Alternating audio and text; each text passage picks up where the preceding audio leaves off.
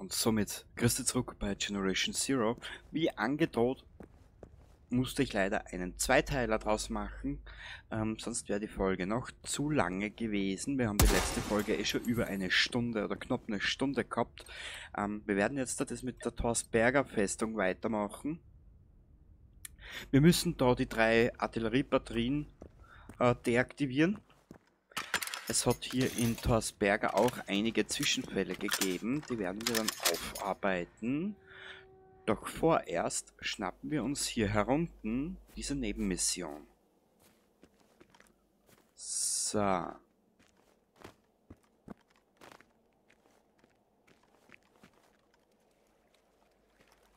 was mitnehmen.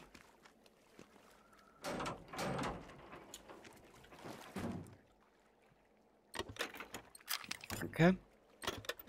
Dankeschön. Sehr schön. Und danach wird es nochmal einen Kampf gegen einen Tank geben. Habe ich so die schlimme Vermutung. Einer läuft nämlich noch um und um. BZW, wie wir in der letzten Aufnahme gesehen haben. Es sind auch einige Rivalen unterwegs. So.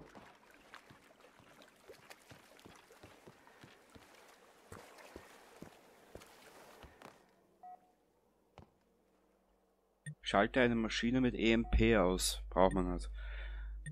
Repariere mindestens 5 Bauwerke komplett. Ja, bla bla. Das dauert noch ein bisschen, da sind wir halt ein bisschen zu früh dran.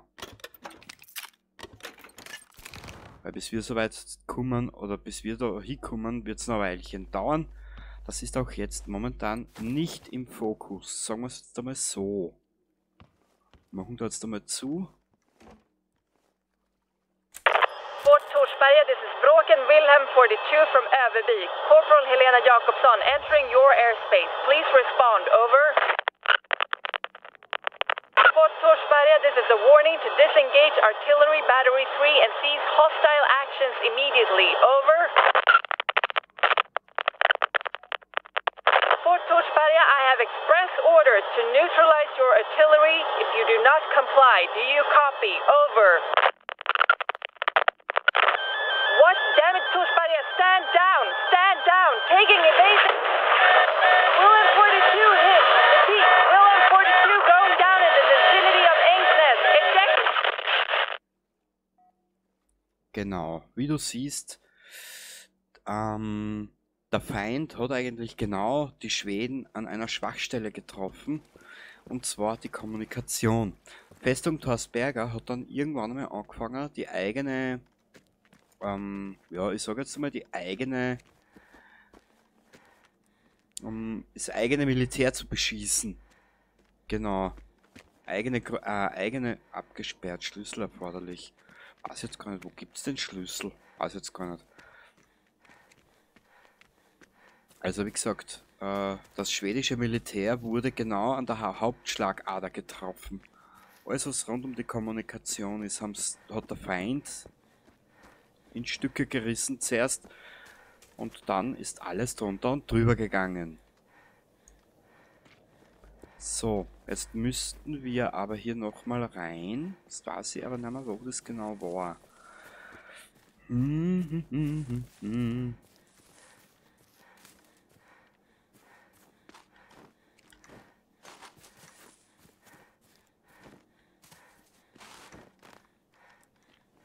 Wisst ihr, was ich mich schon gefreut, wenn ich euch endlich einmal sagen kann, woher oder was genau passiert ist, dass es so weit gekommen ist.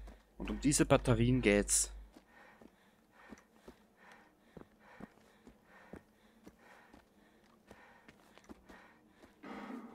Ja, wenn ihr jetzt nur wisst, wo wir da hin müssen. Wie du siehst, Festung Torsberga ist ja nicht unbedingt eine kleine Station.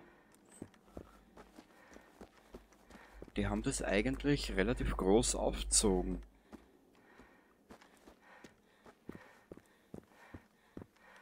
Kommen wir da irgendwie rein? Nein. Wir probieren es nochmal durch den Unterschlupf zurück.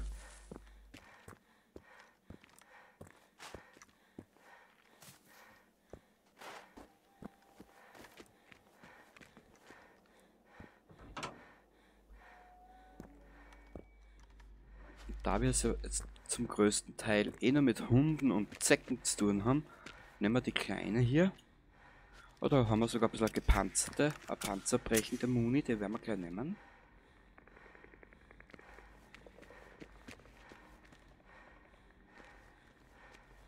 Okay, hier rauf und dann bei nächster Gelegenheit wieder runter. Ja, Festung Torsberger ist ein bisschen ein Irrgarten, wenn man so schön sagt. Du kannst dich da irrsinnig schnell verlaufen. Ah. Ja, damit. Oh. Ja, nehmen wir mit. Gibt es bestimmt sehr gute Inhaltsstoffe für später wieder. Im Levelbaum werden wir uns jetzt einfach einmal so weit bewegen, dass wir das Tragegerüst oder die Tragfähigkeit erhöhen können. Und danach werden wir schauen, dass wir wieder den Schaden erhöhen. Genau. Das macht nämlich ein klein wenig mehr Sinn als wie alles andere. Über die Balance brauchen wir eh nicht mehr reden. Ich hab das eh schon gesagt.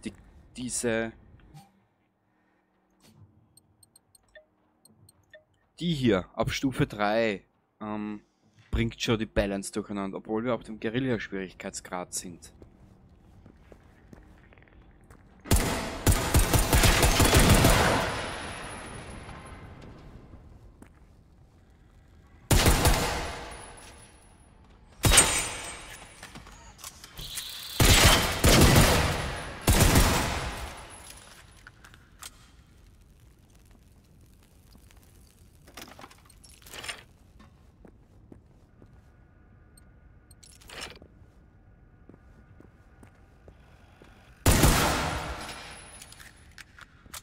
So, haben wir da irgendwas? Nö.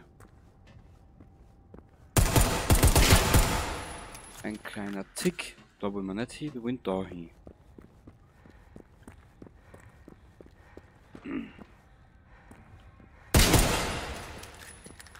Hier geht's raus.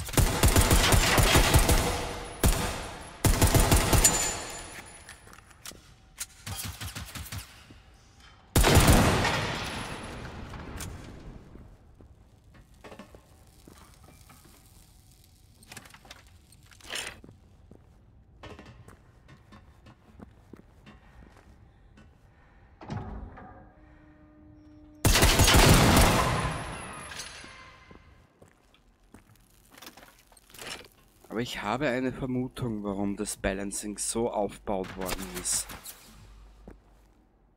Nur beweisen kann ich es nicht.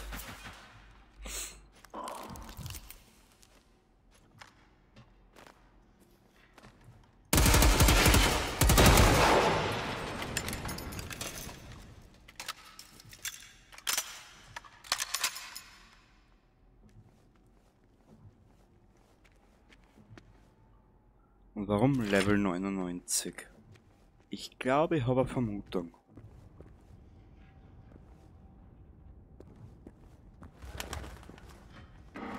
Was in der Videospielindustrie nicht abwegig wäre in der heutigen.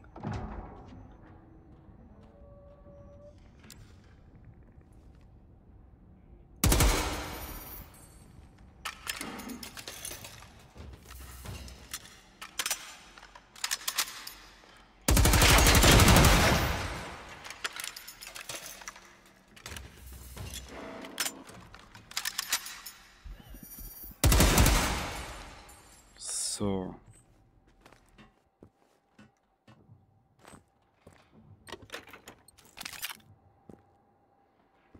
Warte mal. Ist da hinten noch irgendwas? Ah.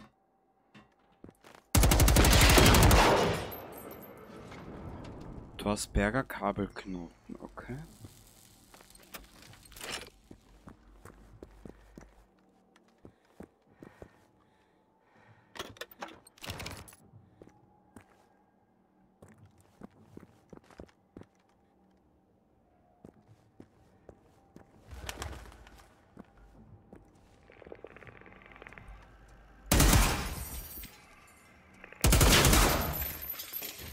Ein bisschen übertrieben jetzt da mit der Waffe gegen Ticks, aber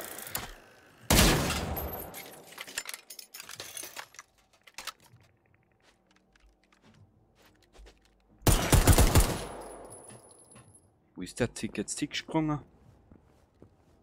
Aha.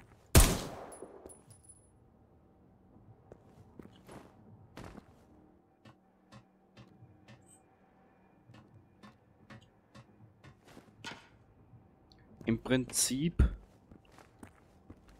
sind ja die Ticks diejenigen, die die Kommunikation stören. Das wir jetzt auch schon festgestellt haben. Weil überall, was heißt, die Kommunikation wird gestört, hat der Tick damit was zu tun.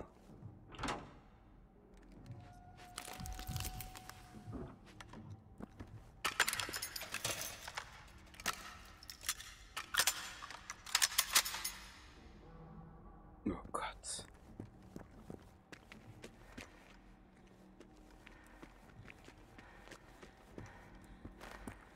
Ich höre einen Tank.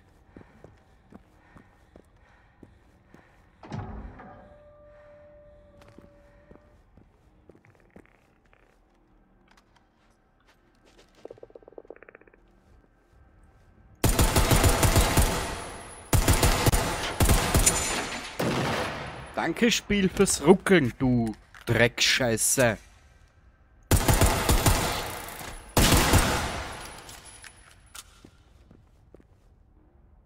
Aber sie kümmern sich um die Performance. Lochhaft, ehrlich.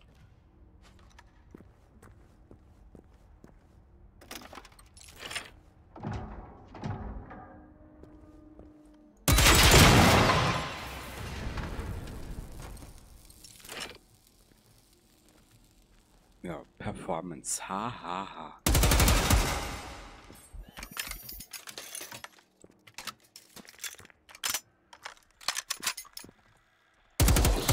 Ja, hat der Khan in seinem die letzten Streams gesagt, es wird sich um die Performance kümmert. Man sieht sehr, wie gut, dass das hinkriegt. Gar nicht.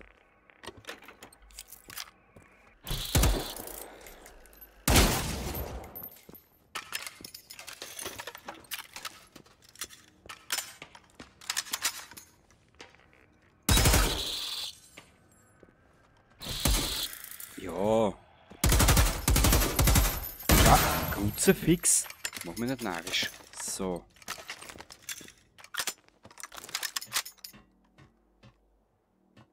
Unser Wunderwuzi an Charakter. Die kann nachladen und aufheben gleichzeitig und hat nicht einmal einen Arm dafür frei. Super. Gut, unser Wunderwuzi. Jetzt haben wir noch die dritte Artillerie.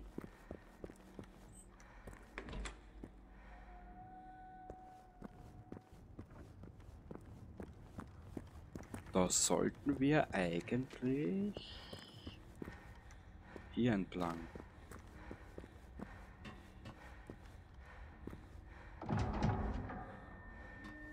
Hui.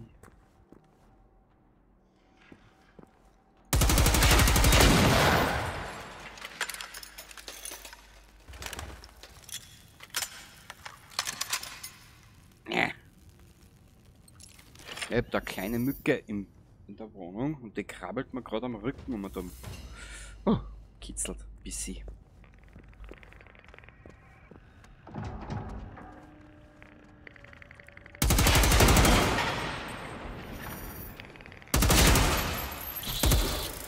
Hier bin ich.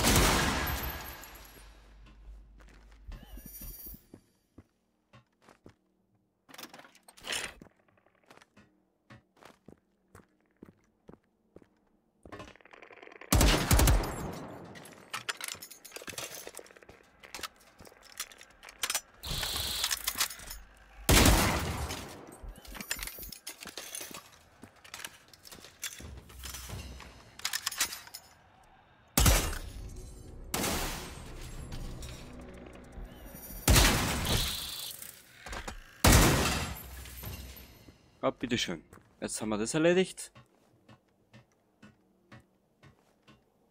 Und nun?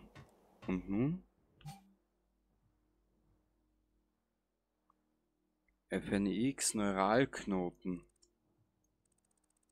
Ja, eigentlich habe ich ja gesagt, wir spazieren. Weißt du was? Wir reisen einmal zum Unterschlupf und dann schauen wir weiter. Wir hauen jetzt da alles zurück, was wir nicht mehr brauchen.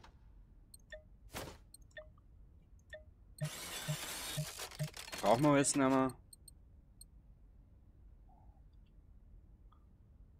Na, was tust du denn?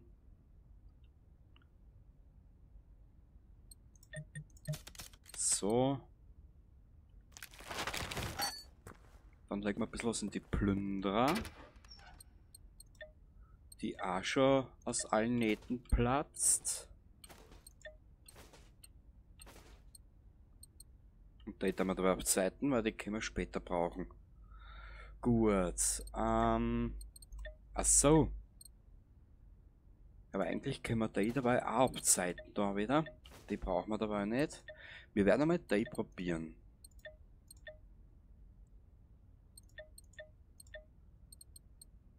Bei die können wir zerstören. Zwei brauchen wir nicht unbedingt.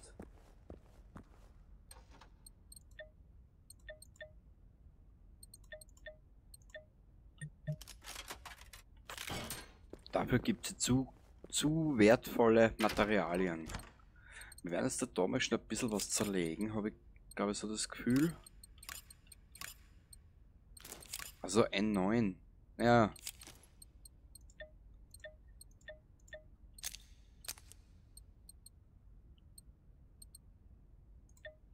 Die Reparatur setzt die Autobatterie. Das Fernglas können wir zerlegen. Die drei können wir zerlegen. Die 3 Ghetto-Blaster. Da brauchen wir 10 Stück. Warum eigentlich? Keine Ahnung. Da brauchen wir auch 10 Stück, 10 Stück, 10 Stück. Ja. Dann an Waffen. Die lassen wir erinnern. Die halten wir uns, die halten wir uns. Die MK Pist. Halten wir uns dabei noch. Obwohl sie eigentlich eh schon hinfällig ist. So, schau her.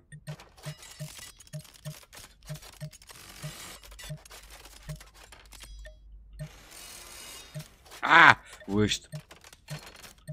Da wird einfach drauf gefeiert, da braucht man kein Visier um. Dich haben wir weg und dich haben wir weg, genau.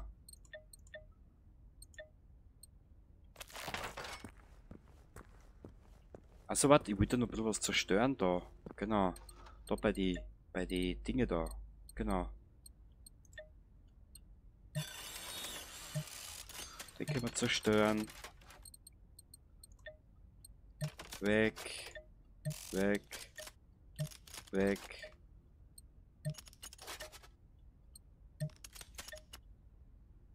Na, nicht. Na, hat ja passt. Gut, wie viel wiegen wir denn? 32. Naja. Ich weiß zwar nicht, warum wir jetzt 32 wiegen, aber irgendwas haben wir sicher noch eingesteckt, was uns das Gewicht aufhört.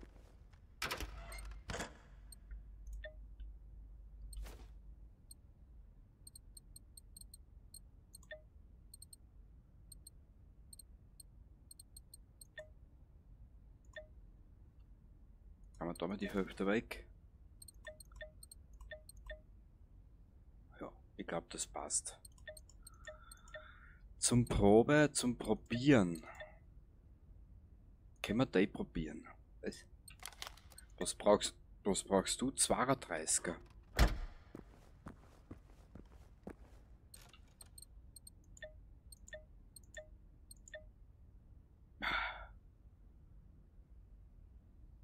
Hey, wir wollen noch mit dem Stall sparen.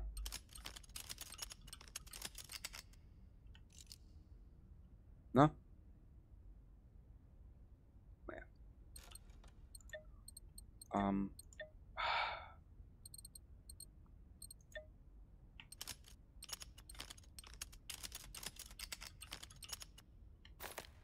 Eigentlich wollte ich noch ein bisschen sparen mit dem Textil, weißt?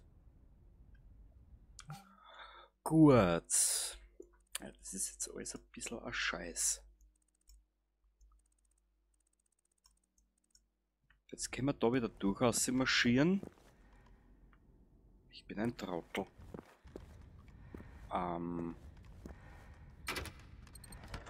Was für Muni hast du? 762, warum ist da?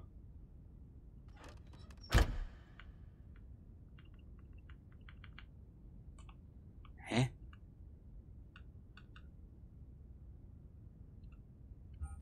Kurzen Blick, jetzt bin ich da ein bisschen verwirrt. Was?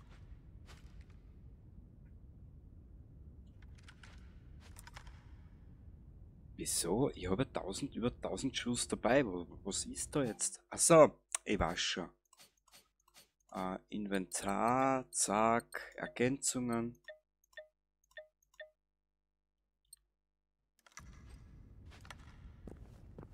Ach Gott. So, dann.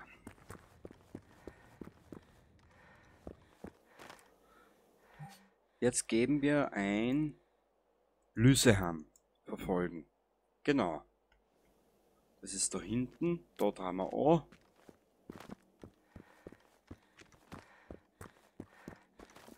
Ich weiß jetzt aber nicht mehr, ob in Lyseham irgendwas Storymäßiges abläuft. Warte mal. Log. Was haben wir da jetzt? Nebenmissionen. Absturz. Zum Leuchtturm ist eigentlich unser nächstes Ziel und das ist im Norden. Da wollten wir eigentlich jetzt als nächstes hin. Aber Bausteine, Kommandobunker, Bunker Sorken. Na, den machen wir später. Zuerst machen wir die Südküstenregion fertig.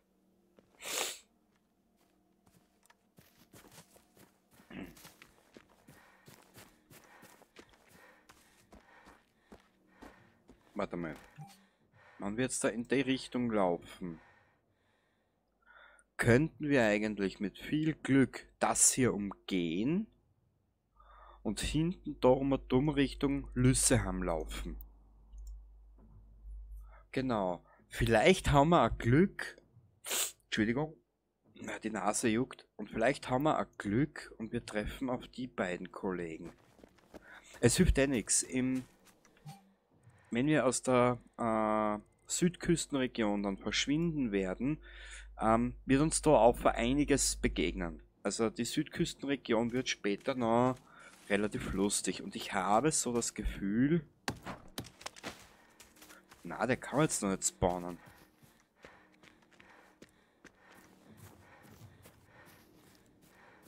Der Reaper kann jetzt noch nicht spawnen.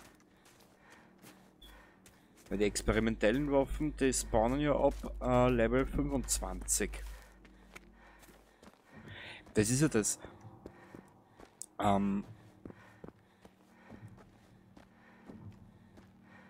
wir jetzt schon richtig im Fokus bleiben wollen, oder auf der Storylinie, dürfte der Reaper eigentlich gar nicht vor dem Abschließen des Alpine Unrest DLCs ja gar nicht spawnen.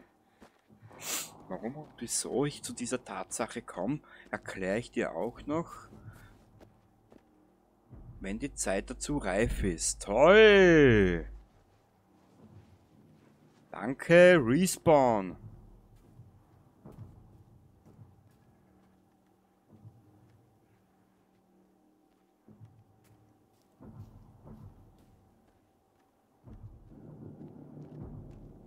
Ich will jetzt aber noch nach Lyseham schleichen.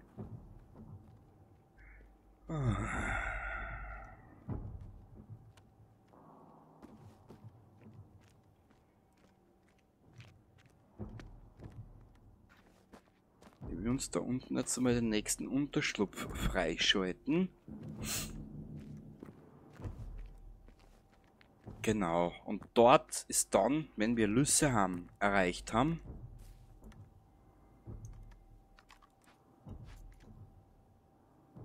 dort ist dann unser nächstes Ziel.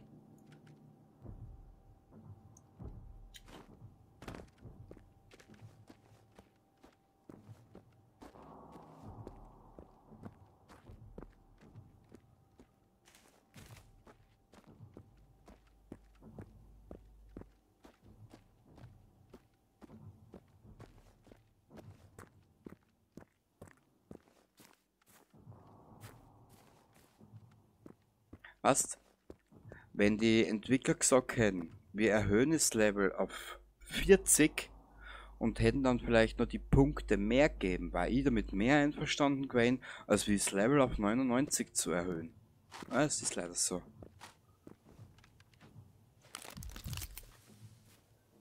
Du kriegst ja dann eh noch mehr Punkte. Warte mal kurz. Wie viel haben wir denn noch? Na, ein bisschen was. Inventar, ich würde gerade was ausprobieren, oder beziehungsweise die würde ich anlegen. Ergänzungen. Da haben wir nichts, passt. Einen Platz zuweisen, da haben wir daher.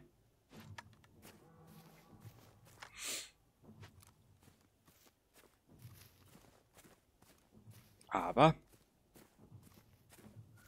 es wurde danach gefordert, das Level zu erhöhen. Und ich habe, wie ich schon formuliert habe, eine Vermutung, wieso und warum. Genau. Mir war so ein bisschen mit dem Level Overcap 31 oder mit der Levelgrenze bis 31 war mir das Spiel bei Weitem lieber. Ja, das kann ich halt auch verraten. Du wirst dann, du siehst es eh jetzt schon.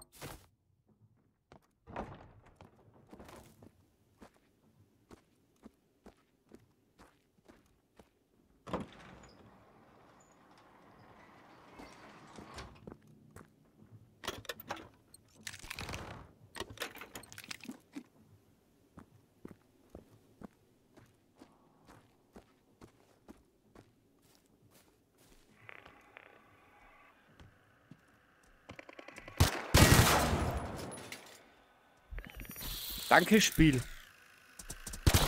Ich hau dich gleich über den Heißer, ehrlich.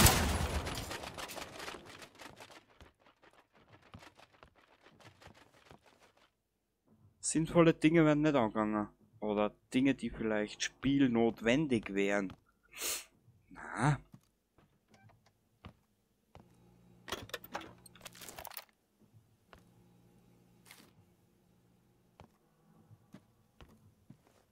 Braucht man auch nicht für was. Hat ja keine Priorität. Ich bin halt der festen Überzeugung, jetzt, wo es dem Spiel so viel Blödsinn aufgedrückt haben, brauchen sie die Balance an, oder die Performance an am Auge. Ich hätte zuerst einmal getestet, ob das überhaupt tragbar ist. Ob das Spiel das überhaupt vertragt.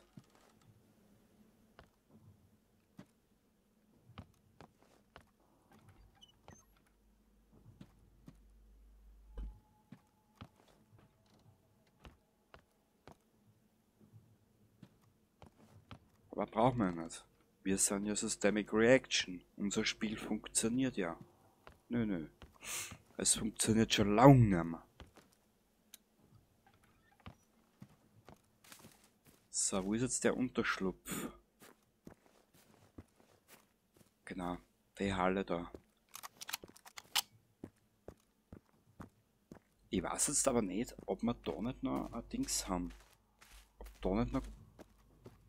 Nein, ich glaube in Lüsse haben, sind wir mal Gegner befreit. Ja.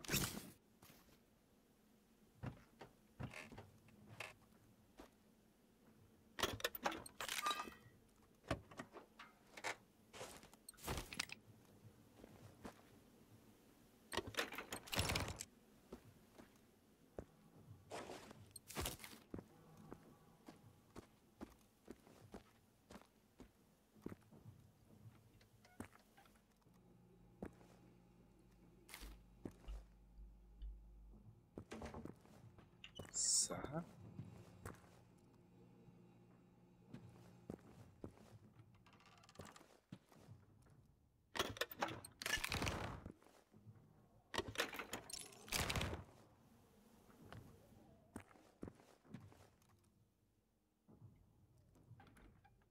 Was haben wir da? Klein, fein, nix. Da haben wir klein, fein, nix. Ich glaube, wir schalten den Unterschlupf frei.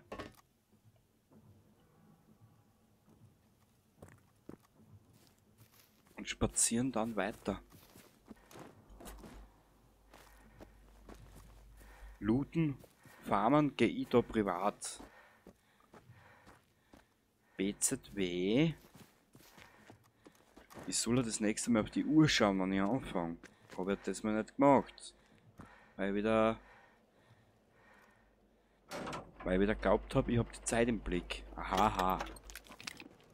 Nö, habe ich nicht. Gut. Schreckt mich.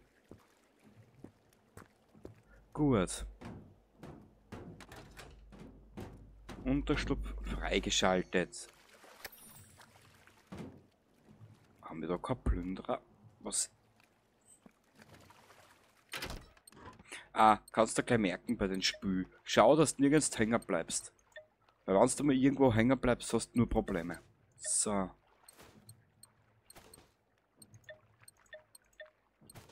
Nein, ich wollte eigentlich die selbstklebenden, wollte ich eigentlich mitnehmen. Ein paar. Wo sind sie denn da? Immer 10 Stück mit. Warum und wieso, sage ich dann auch. Aber weißt du was? Lüsse haben. Wir müssen eigentlich... Wir schleichen uns zu dem Unterschlupf. Genau.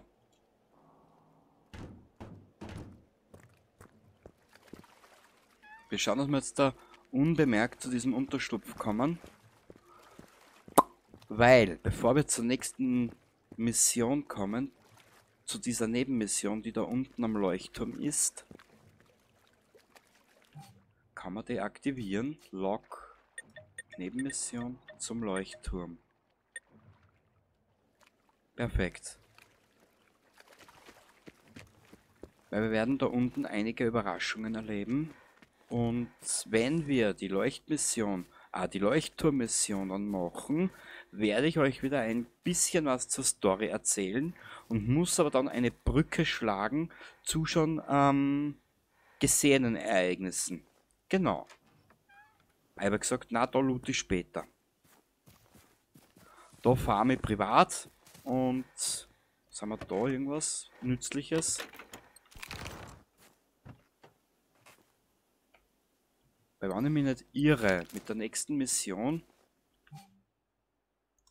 sollten wir, ne, das wird ein bisschen knapp, glaube aber nicht, dass es ausgeht. Da ist nämlich FNIX-Gebiet.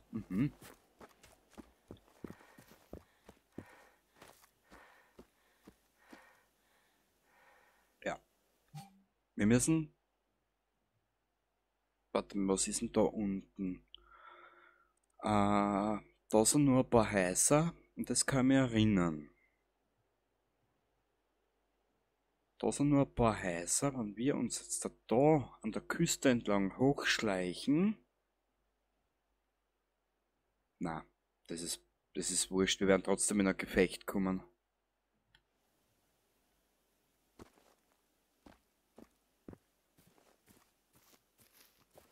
Ist wurscht.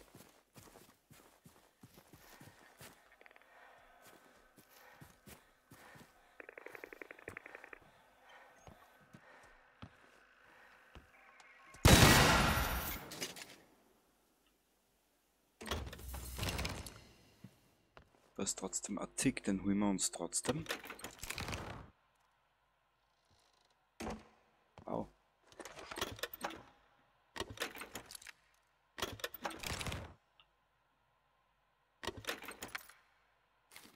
Da hat jemand mitgedacht.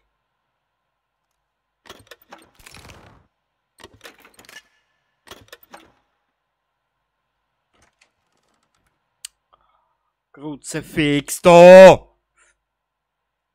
Dieses verhurte Scheißdreckspiel. Ihr Hurensöhne an Entwickler, Alter!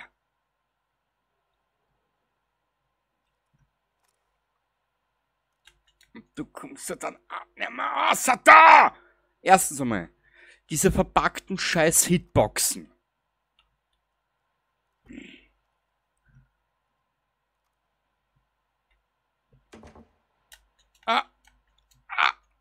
Hängen bleiben, stecken bleiben. Ich hasse dieses Spiel. Ich hasse diese Entwickler. Sie sind unfähig und dann nichts. Und dann brauchen die so unendlich lang für jeden Scheiß.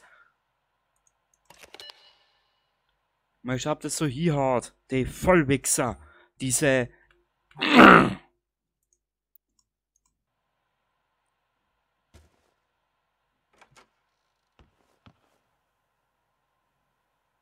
Entschuldigung meine Ausdrucksweise, aber sowas wie narisch, wirklich. Weißt, was es mich so aufhört, was es mich in dieser Videospielindustrie so aufhört, dort arbeiten alles Vollidioten, die nichts zusammenbekommen. Das ist wurscht jetzt da in was für Unternehmen das du reinschaust. Wenn du so viel Scheiße baust, bist du in der Privatwirtschaft kündigt. Ehrlich. Das ist das, was mich so auffällt bei den Idioten.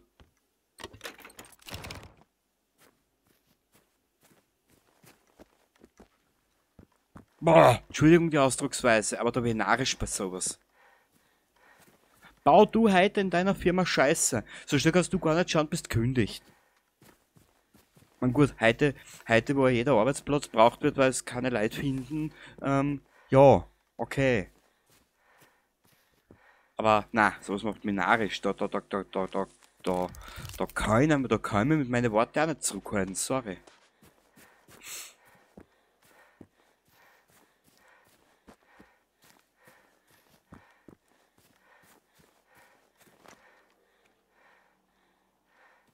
So, jetzt gehen wir wieder zurück aufs Spiel und verzichten wieder mehr auf Ausdrucksweisen. Ja.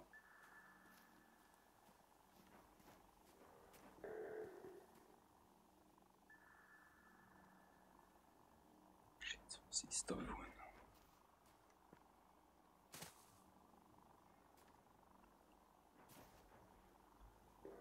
Oh. Scheiße.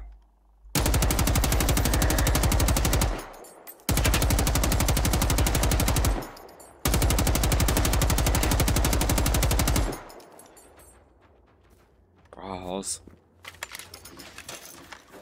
Ja, irgendwas, wo ich in Deckung rein kann. Super. Was ist das? Wir locken es alle irgendwo hin.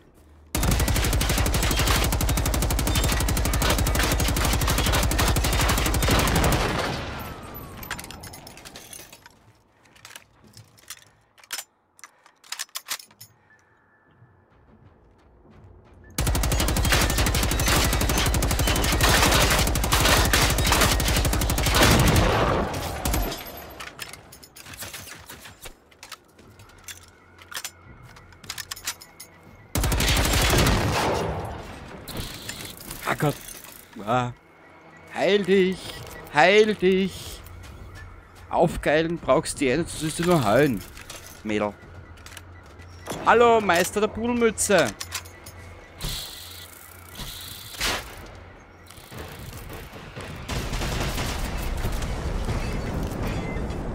Oh, hallo, Herr Tank.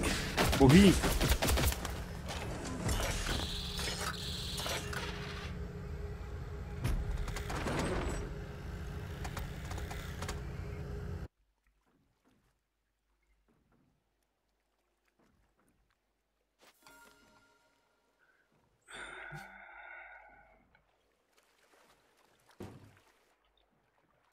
Wir müssen schwerere Geschütze auffahren. Und da habe ich schon eine Idee. Da nehmen wir uns ein paar mit. Da nehmen wir uns die 5 mit.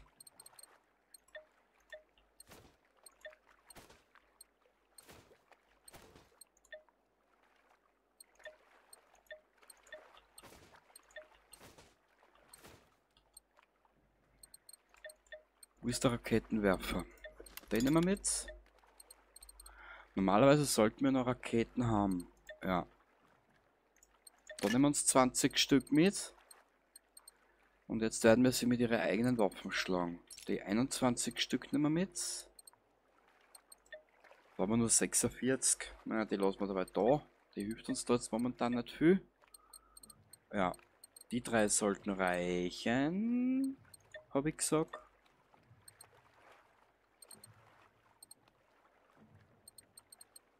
Brauchen wir da sonst noch irgendwas? Nö.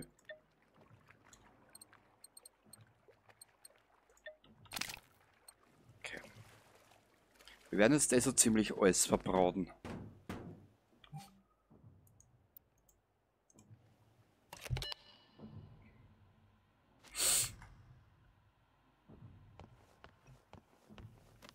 Wir werden dort ein zweites Funkgerät hersetzen.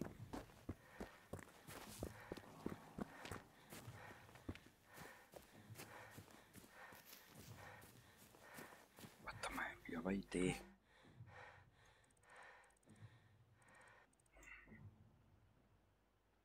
Da bist du unterwegs. Das zweite Funkgerät setzen wir da her.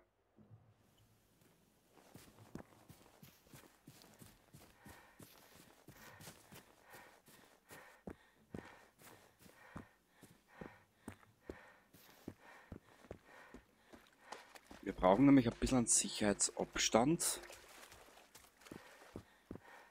Ja, wie gesagt, wenn du am Anfang, wenn du dein Spiel veröffentlichst und die Menschen sagen dir, dein Spiel ist zu leer in der Welt, dann klatsch einfach alles ein, was du hast. Genau.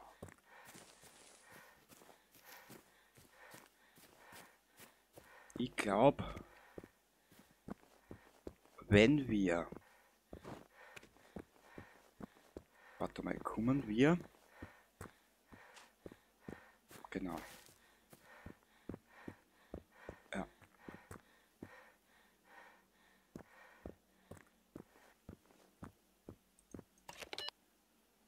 Okay.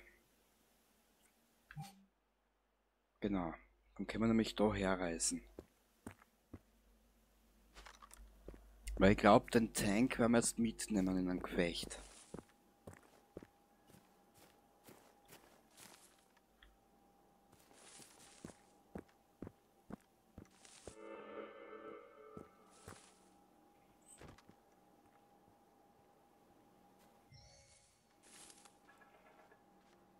Oder wir werden so dermaßen überrannt werden, dass wir uns nicht mehr auskennen.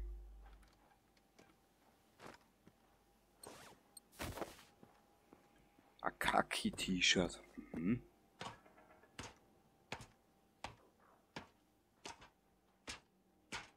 Na komm.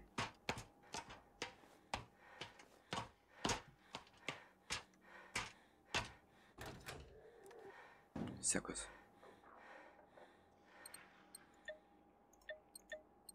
Das brauchen wir jetzt nicht unbedingt.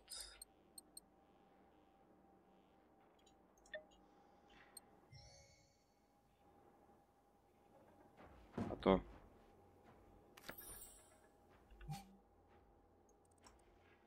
Nebenmission an der Schwelle zum Tod. Genau, Strandhöhle. Fiskebeck und dann geht's da herum weiter. Genau. Da ist FNIX aktiv, wenn ich mich recht entsinne. Das geht da zu, da ist die Scheune, genau. So, ab ins Gefecht.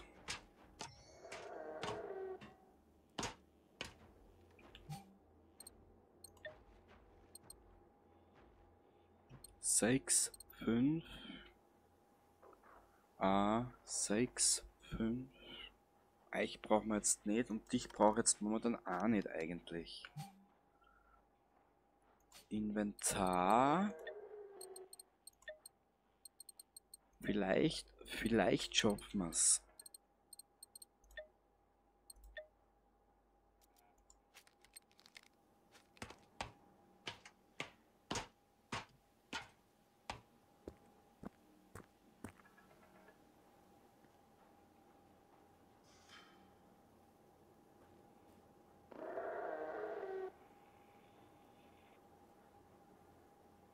Maybe.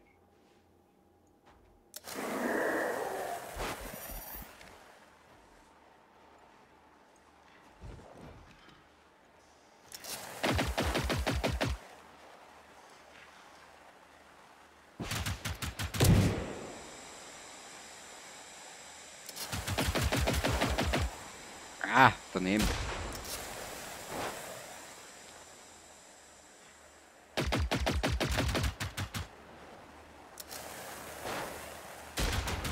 Wieder daneben. Aha, der hat das übernossert. Ja!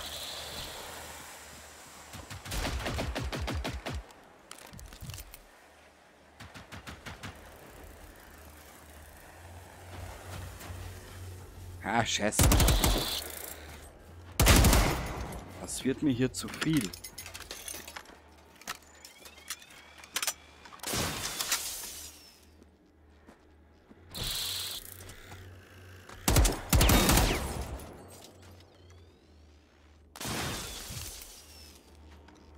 Ah, das ist die die selbstklebenden Leuchtfackeln, die kannst du bei den großen Maschinen nehmen.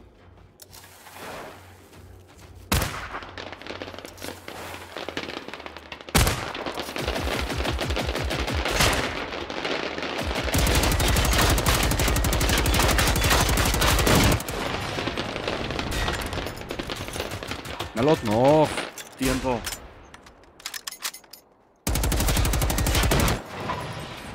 Oh oh.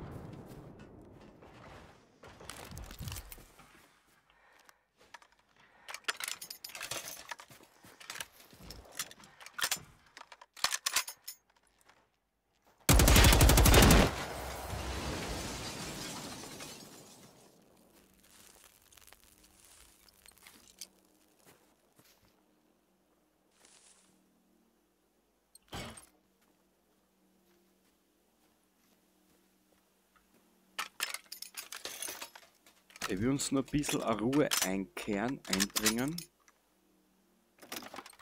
Ich will uns dann ein bisschen Ruhe schaffen, dass ich ein bisschen was zur Geschichte jetzt erzählen kann auch. Und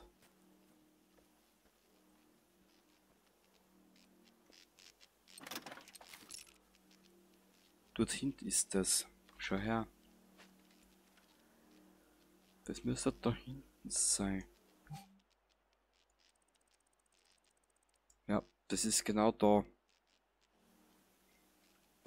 Da werden wir später noch hin müssen, leider. Und dort lümmeln Hunter um, Tanks und Harvester. Also die ganze offizielle Prominenz.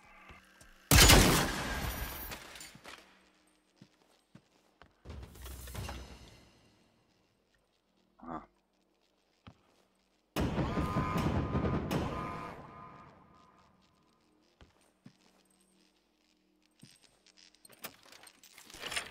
So.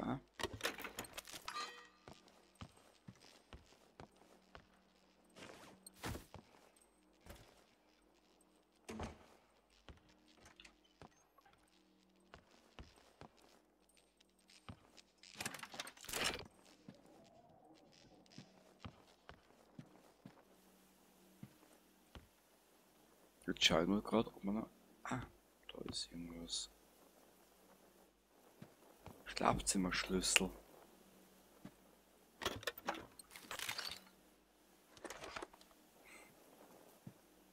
Suche nach Hinweisen und Material. Ja, tue ich gerade. Zur Schwelle zum Tod. Wo ist die Mission? An der Schwelle zum Tod.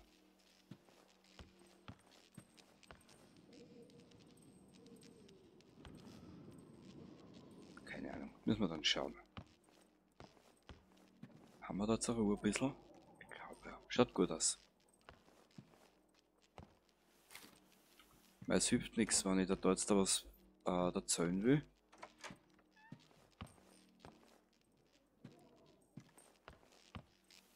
Dann werden wir gestört, weißt du. Untersuche den verschlossenen Raum. Genau.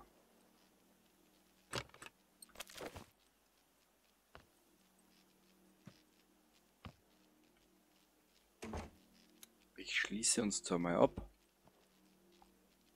Dich kann ich eh nicht. Nein, dich brauche ich nicht, aber du bist interessant. Tag der Katastrophe, Stufe 2. Okay. Und zwar folgendes. Das kennen wir schon. Der Zeitungsartikel zu den Ereignissen, wo die 14 Wissenschaftler des FOA, also des Forschungsinstituts für Verteidigung FOA waren. Dann ist der Name gefallen Dr. Heckan. Eines der Opfer der gezielten Attentate war ein gewisser Dr. Heckan Patterson, der Doktor der Medizin und Chirurg des FOA 53. Er wohnte in dem Haus am Leuchtturm Hissinger Frieren am Ende der Halbinsel Hissinger Lab. Vielleicht gibt es dort Hinweise darauf, was passiert ist. Genau. Und zwar, das Tagebuch ist jetzt ganz wichtig. Wenn wir es so machen, schau her. Log Nebenmissionen zum Leuchtturm. Dr. Heckan Pattersons Tagebuch. Letzter Eintrag in Pattersons Tagebuch lautet 20. Oktober 1989. Heute habe ich die Operation bei Svante von Ulmer durchgeführt, wie von ihm und Dr. Ingrid Granqvist erbeten, und bisher ist sie ein Erfolg. Seine Vitalfunktionen sind stabil und er fühlt sich gut, aber sein Immunsystem ist schwach, wie anzunehmen war. Wir beobachten ihn rund um die Uhr und haben Maßnahmen ergriffen, um zu verhindern, dass sich sein Zustand verschlimmert, um sicherzustellen, dass sein Zytokinsturm ausgelöst wird. Wir bewegen uns hierbei auf einem schmalen Grat. Ingrids Programm hat zusammen mit unserer Computerexpertin Frau Nielsen begonnen. Sie behalten sein Gehirn über EEG-Prototyp im Auge und neurologisch ist alles in Ordnung. Wir müssen jetzt nochmal zurückkommen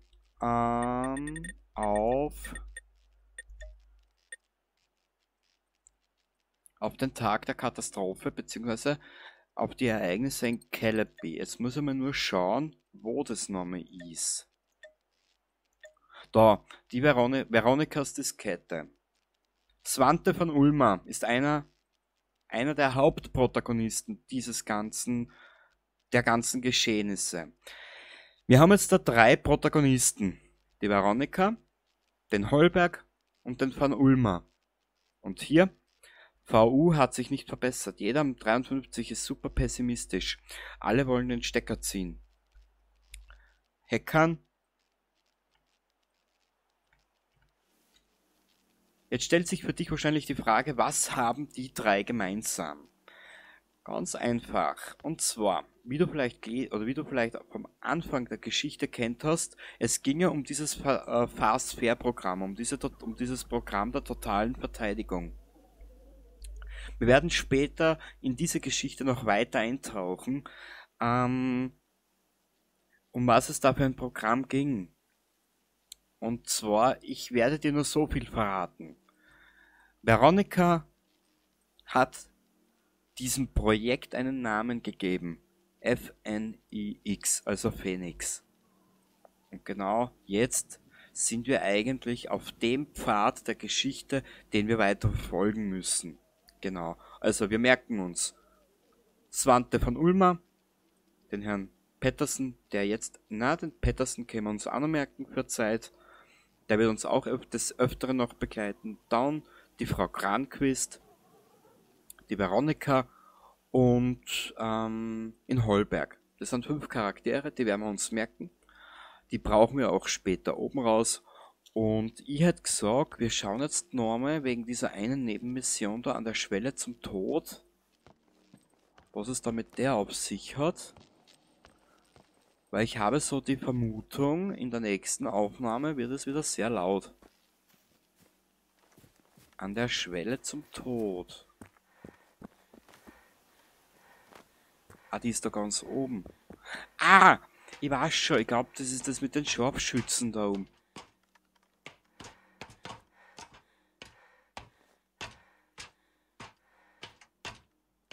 Ja. Also wie gesagt, Veronika, FNIX, Computerprogramm. Wie das jetzt alles mit... This is Sergeant Johan Anderson, 3rd Platoon. We located the enemy reinforcements at the small battalion arena. Almost half the goddamn platoon is gone. We managed to lure the machines inside a storage facility for now, but we can't tell how long that will hold them, over. in einem Lagerhaus. Entdecke das Lagerhaus in... Ja, du liest das gerade. Entschuldigung. Karte, bitteschön. Wo ist diese Nebenmission?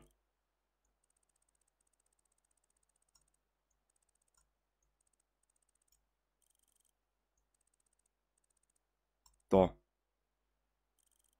Die ist da herunten. Ennertorp, genau. Da. An der Schwelle zum Tod. Genau. Dort müssen wir dann auch noch hin. Das können wir in der... Na, das machen wir jetzt noch nicht. Das ist eigentlich jetzt nicht interessant für uns, diese Geschichte. Die werden wir nebenbei machen. Wie du siehst, es haben sie auch schon mittlerweile einiges an Rivalen etabliert da in der Südküste. Die wichtigsten Ereignisse haben wir jetzt einmal aufgearbeitet, hätte ich gesagt. Und in der nächsten Aufnahme, wie machen wir das in der nächsten Aufnahme?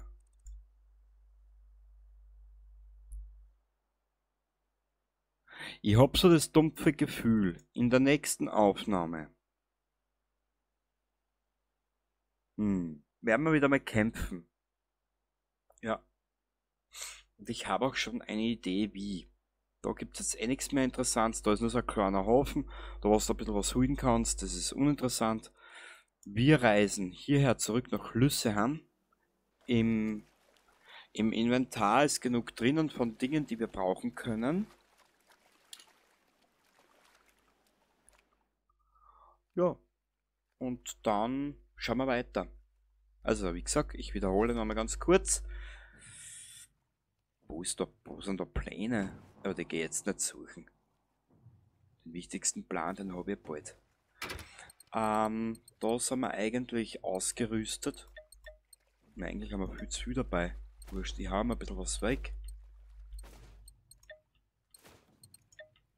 So.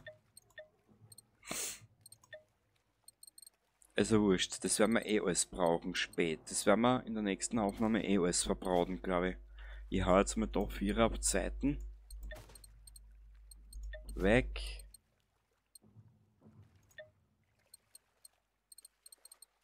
Ja, schaut nicht so schlecht aus. Na gut.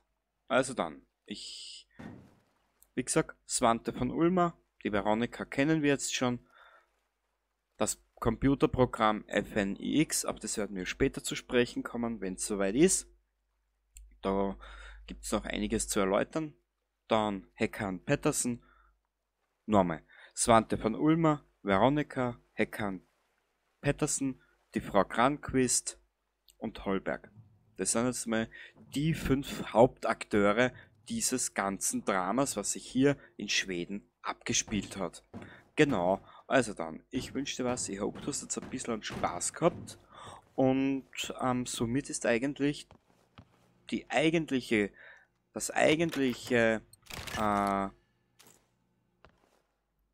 die vorab geglaubte Sache, dass die Sowjets angegriffen haben, widerlegt.